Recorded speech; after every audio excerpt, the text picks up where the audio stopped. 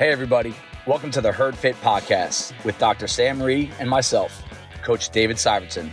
This podcast is aimed at helping anyone and everyone looking to enhance their healthy lifestyle through fitness, nutrition, and most importantly, mindset.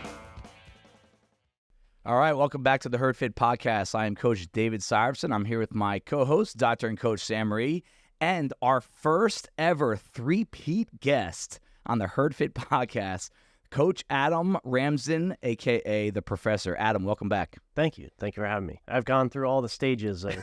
We were out in the gym the first time. We were in here, and now we got the backdrop and everything like that. Can't wait to see what happens next time. I'm telling you. Yeah, maybe we'll have a satellite location somewhere where it's really warm and not rainy and not cold. And we'll be doing it from a beach. Sam, what do you think? I would be up for that for sure. We're going to dive into the most talked about topic right now in CrossFit, which is the CrossFit Open. We are about a month away, a little over a month away from the 2024 CrossFit Open, and the three of us coach at CrossFit Bison in New Jersey. And not that I check every day, but we do have the most people signed up in the United States of America as of right now for the Open. And it is something that we do take some pride in. For reasons that are beyond the obvious. It's cool to have a lot of people, but I think that's less important. If anything, I think the most important part in terms of numbers from a gym or how much of a percentage of your gym sign up. If you have 100 members and you have 98 people signed up, that's more impressive to a gym that has 300 people at their gym and they have 200 signed up. So I really think it's important to try and get the message out that why our entire community should be doing the Open without throwing a guilt trip on someone's shoulders. We don't want to go down that path. I think there's benefits and reasoning behind the Open that do more for you and your gym and for the CrossFit brand than you might initially think.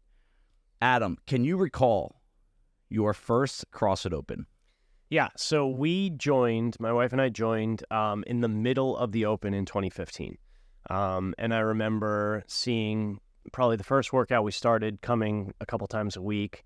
Was a Friday, and I was just like, well, I can't do any of that. I'm not going to do it.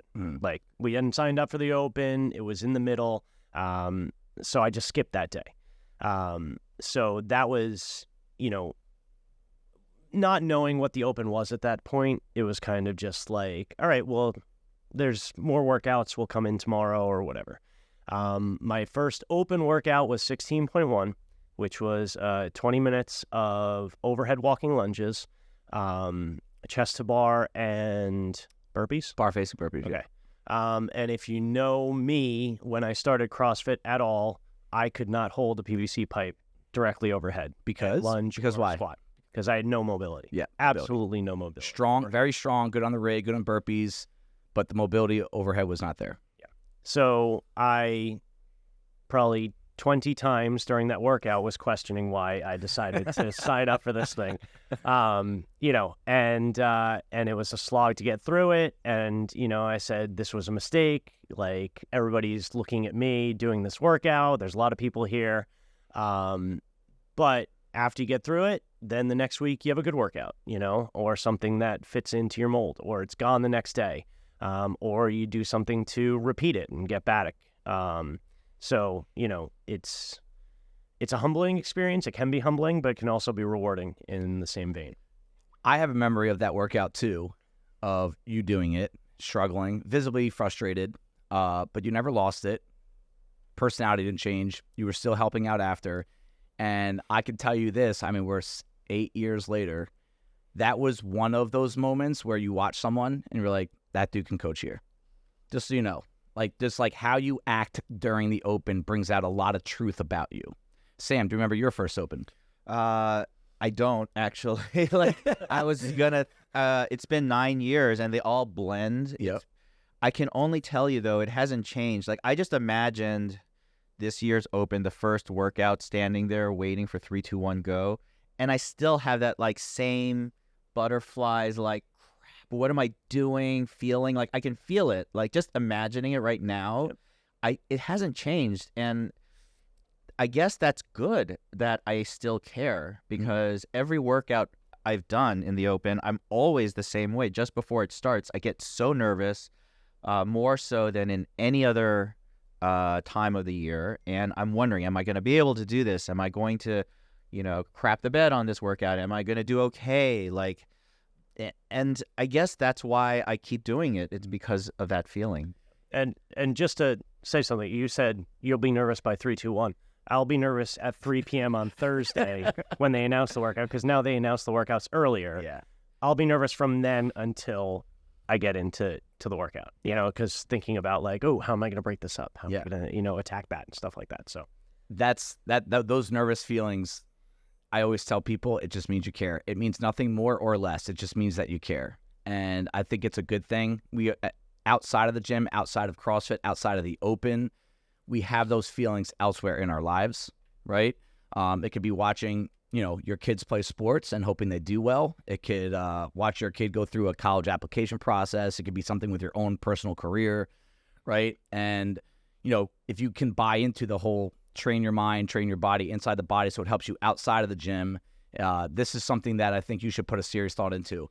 What is the Open, right? We don't need to dumb it down. Most of our crowd already knows what the Open is. To me, it's the most unique fitness test in the world. It is the most unique fitness test in the world. Beyond that, it's the most unique fitness event in the world, where you're going to have almost 500,000 people around the globe, right, including in your gym and on the other side of the country, doing the same exact workout in the same exact time period. You submit a score to a website. Your name gets thrown amongst all those 500,000 people, or almost. And for those that like it, you get a worldwide rank. You can get a rank for your profession, within your age group, within your state, within your country, within your gym, right? And that's kind of why it adds a little bit of extra emphasis to what you're actually doing performance-wise. Now, if I'm someone that does not come here for performance, I don't care about my scores. I don't care about the whiteboard that we write your result down. I don't look at other people's scores. I just want to be healthy, happy, live long, and work out. If someone came up to you and said, hey, that's why I don't want to do the Open, I don't care about performance, Adam, what's your response? Someone asked you on the spot. Yeah, I would say that, part of longevity and being able to live a long, healthy lifestyle is how you deal with stress. And so this is just, it's a little bit more stress than a Friday workout most of the times, because you have a judge, you have somebody looking at you, you have somebody counting your reps, maybe no repping you. But that's difficulty that, again, at the end of the workout, they're going to say, hey, great job, whereas somebody that cuts you off on the road is going to give you the finger and they're going to drive faster past you, so there is stress in that, but we're dealing with stress on a daily basis. And the more stress you can put yourself into and come out on the other side feeling positive about it, the better it's going to be. Sam? Yeah, we have a lot of athletes here that just want to stay healthy. They just want to work out. They want to just make sure that they're moving. And I think if you see people who do that year after year after year, and not a whole lot changes, or you don't introduce new things into that routine, it gets tedious. And I don't know a lot of people over maybe a couple years tops who have done that without finding new challenges. I mean, I know people and they'll say, you know what, I'm going to put a new challenge for myself. I'm going to run a marathon, or I'm going to do a triathlon, or I'm going to do different things. This allows you to put a new challenge in front of you to help you maintain that interest in being healthy, help you maintain that interest in your routine. And every time you get that little bump just from the Open, even if you are someone who's like, I don't want to spend more time doing this, that will help your daily routine. Just if you've never done it, try it. Even if you are the 5 a.m.er who just comes in, works out, goes home, goes to work, it's like, brushing your teeth or something. Like, that's okay. Like, this will help that, even if you have no interest in competitive CrossFit, in knowing what your limits are or stressing yourself out.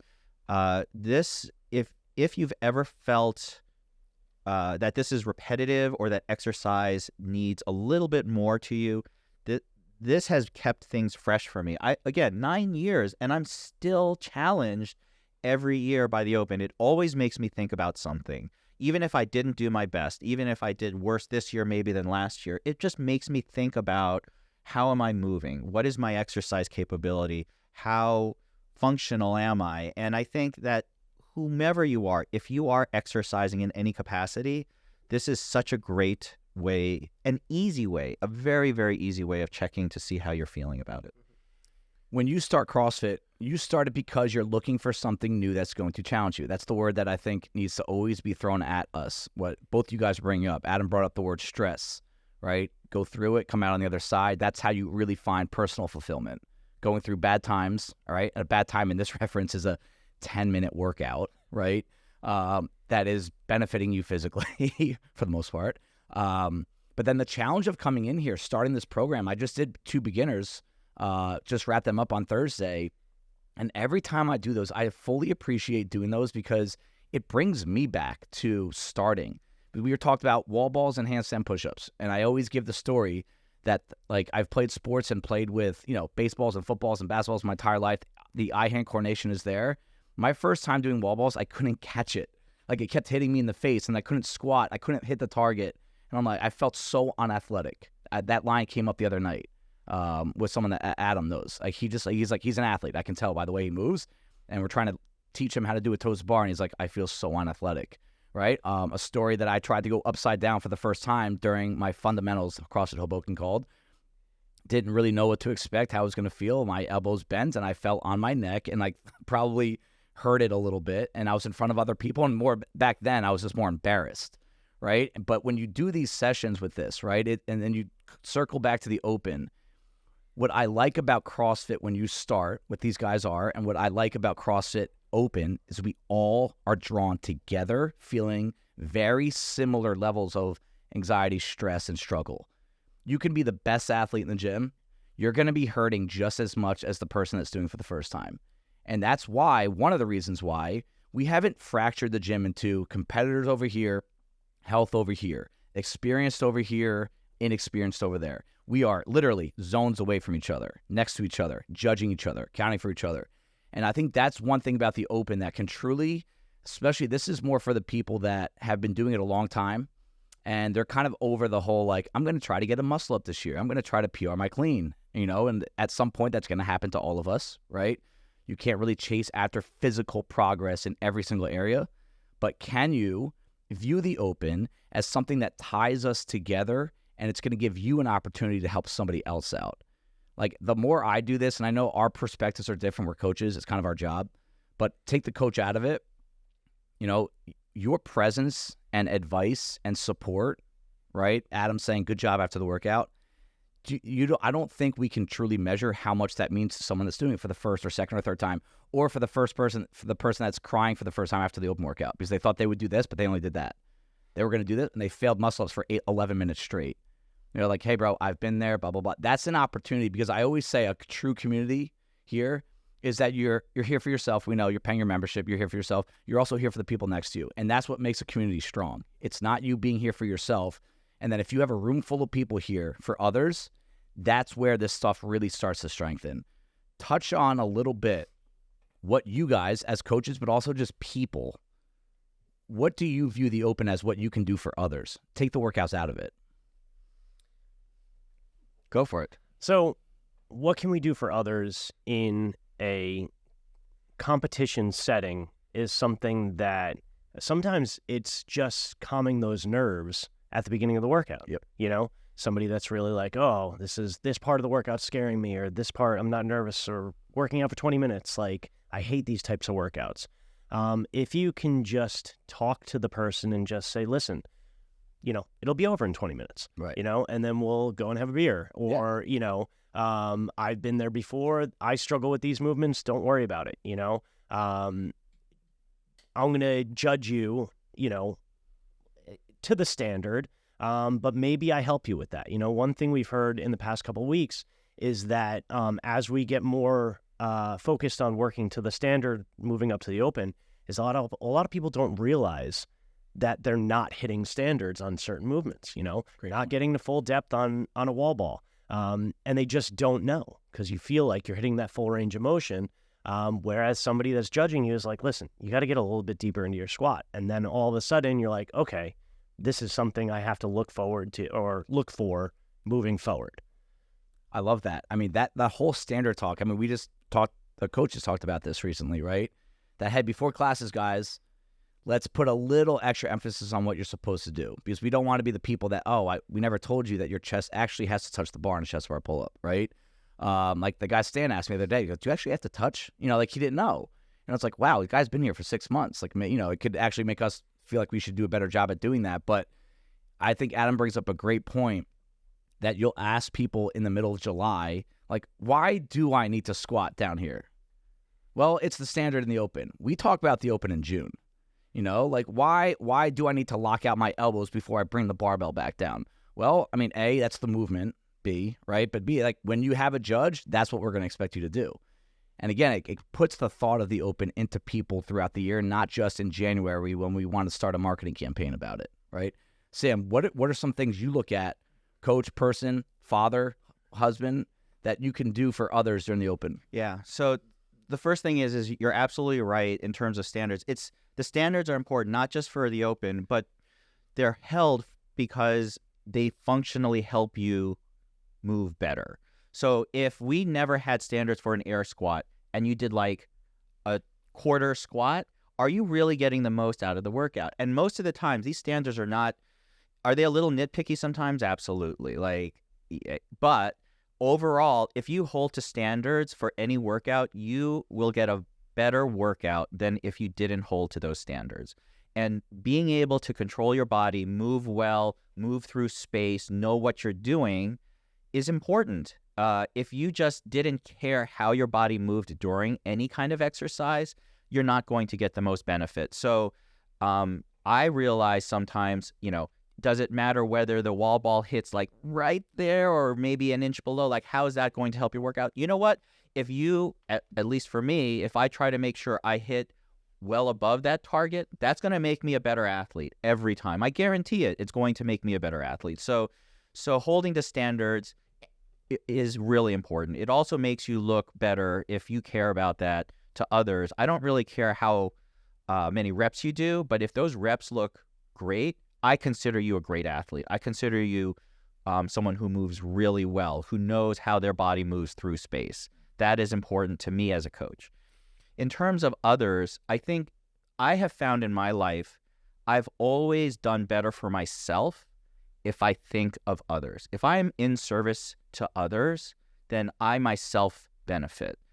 If I'm only caring about me, I don't end up really sort of benefiting as well. I've always, for whatever reason, if I take me out of it and I'm helping others do things, that lifts me up. That makes me a better athlete, person, father, coworker, you name it. So in this setting, when I don't focus so much on myself, because that makes me crazy, I get too nervous about it, but I'm thinking about, all right, let me help Adam, or, let them know, you know what, I really did poor. Like, listen, it's okay to do really poorly on a workout. I've done that. I understand that. I, support somebody through that. That makes me a better athlete too. And so I would say if you've ever wanted to be a better person yourself or a better athlete, if you just pick even one person, maybe the guy that you work next to in class every day, and you help them in the open, or, meet someone new during the open, because that happens all the time. Like, you're a 5-ammer and then you meet all these like evening people and you hang out with them and you cheer them on. Like, that takes you out of yourself and makes you think about others. And that's super helpful. Mm. So we spend a lot of time talking about, and thinking about and discussing and trying to help those that are just on the fence, because the people that love the open and want to compete, they're going to do the open. So you don't need to spend that much time on them. But I do want to spend just the last, portion of this episode on what this does for people that are already in it. They don't need to be told to do the open. There is a competitiveness to this that is really healthy. I think about the coaches chat that we have going on right now, that we just, joke around about scores with some of the guys that are going back and forth, and the playful trash talk. But the fact that these workouts mean a little bit more, right? And if someone kind of rises the tide, everyone's going to benefit, right? Every boat on that water is going to be elevated. So if someone gets this score, oh, guess what? That person's going to try to one-up them. And then I'm going to come back on Sunday and try to one-up them. We can criticize that and joke about it all we want. Dallas and I did that for years. But know what it did? It made you really learn about yourself, pacing, efficiency, where can I pick up seconds? And at the end of the day, CrossFit 101, that is what fitness is trying to achieve more work in less time. And there are lessons that you can learn this in any workout, but again, when there's meaning behind them, right? The example I like to give, I've given it before, I'll make it quick. 21, 18, 15, 12, 9, 6, 3. Thrusters, bar facing burpees. One of the worst open workouts ever. One right? of the worst. And I remember doing it the first time and doing the 21 in like a minute 40, minute 45, just like sprinting. The time was, I think, in the 12 somewhere. And I almost died. Like literally, I felt like that was one of those like moments where like I should never do that again. I watched you. I have never seen someone go so dark on a workout before. The next time I did it, I got 2 minutes faster because the 21 took me just under 3 minutes. So I started a minute slower and I ended 3 minutes faster almost. And like I only learned that because the competitor mindset in me wanted to shave 11 seconds off my time. Sometimes it works, sometimes it doesn't. But let's touch on, the mindset of someone being competitive and why it is a good thing for their fitness. If you have competitive goals, it's pretty obvious why being better is better for you, right? But even take out you caring about quarterfinals, semifinals, games, being competitive, what can that do for you? So I think one of the things we can touch on here is the fact that not only pacing in a workout, but let's take a longer look back. Let's look at the week before that, right? Because if you want to do your best on Friday, you're going to need to scale it back on Wednesday and Thursday, probably. A lot of people don't do that when they start here. Great. They're like, let's go 90%, let's redline every single workout because that's how I'm going to get the fittest I can be. And that's just wrong. If you run the race car into the ground, if you're constantly flooring it, injuries are going to happen, things are going to pop up. You're not going to benefit the most for yourself and your fitness. So I think, going through the open process of saying, okay, let's go 60% on Wednesday. Let's go 65% on Thursday. So that way I feel really good for Friday. I think that's something that you can stretch across the year.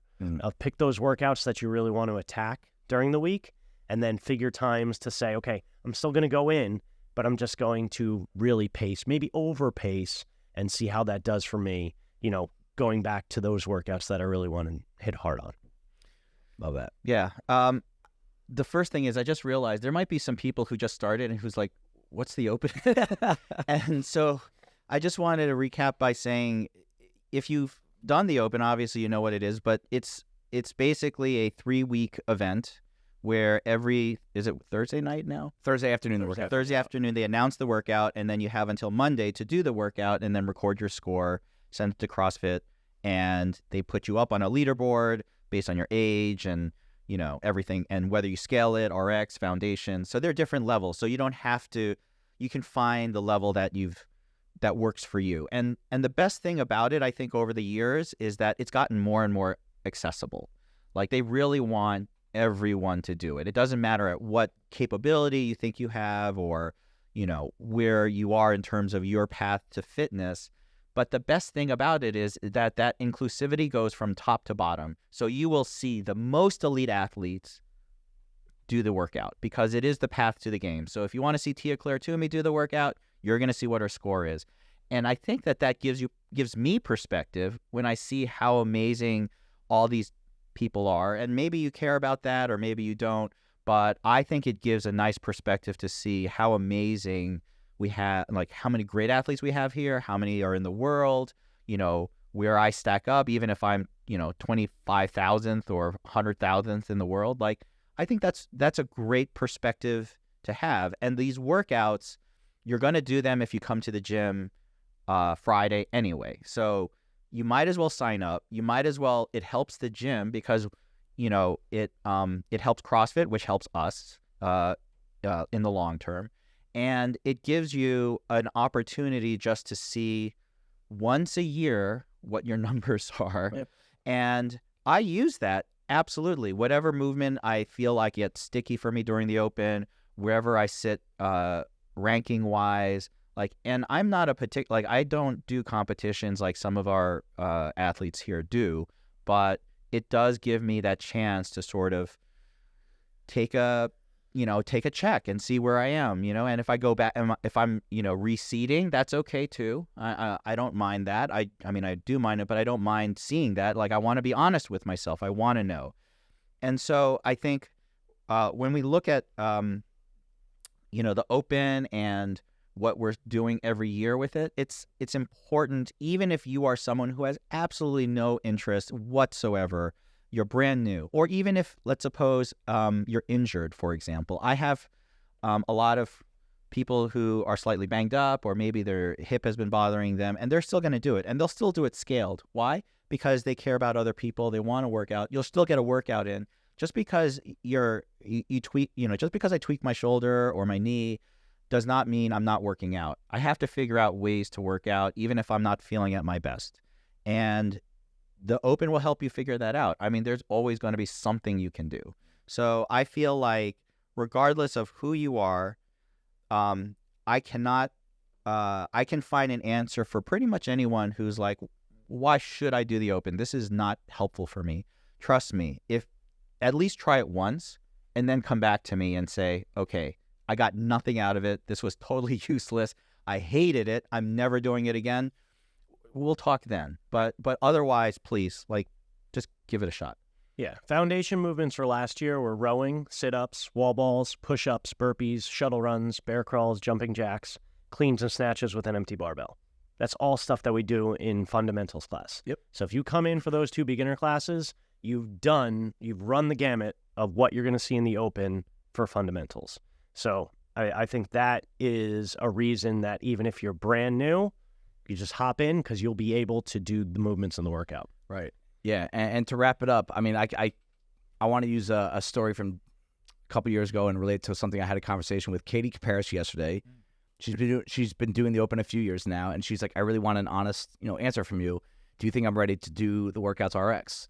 And she goes, I know the answer is, it depends what the workout is. Like, I know that. She goes, but like, generally speaking, he goes, 2 years ago I did this. Last year I did this. I was on the fence, and it reminded me of a situation where Jackie Helfricht did a workout with the wall walk, dumbbell snatch, box jump over workout, AMRAP 15 back in 2022. That was horrible. Tough way to open, but a very fun way to open up the workout.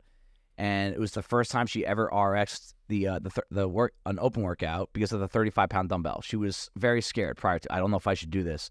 I shouldn't do that. She ripped through the entire workout, multiple sets of 12 dumbbell snatches with the 35-pounder, and, she started crying after how proud she was. And I really feel like if that was a normal Monday WOD in the middle of October, it would have been like, I'll do 25. But because this meant something, and because she had been training and she didn't really get to actually prepare for this moment, we're going to talk about Dark Week in our next episode. And I think that's something that we need to keep in track of. CrossFit is about being fit enough to take on tasks that come up that you don't expect. The unknown and the unknowable. If you are going to run away from something because it's uncomfortable, unknowable, unknown, that's a problem that you're going to suffer consequences, not in the gym, in the Open. We're not going to consider you less of a person. It will impact you and the people that are around you, whether they're kids, husbands, friends, wives, whatever, that if you can't handle stuff that's unknown, you can start to train that by doing the Open. And the benefits that come from it. Katie compares what's going to happen this year.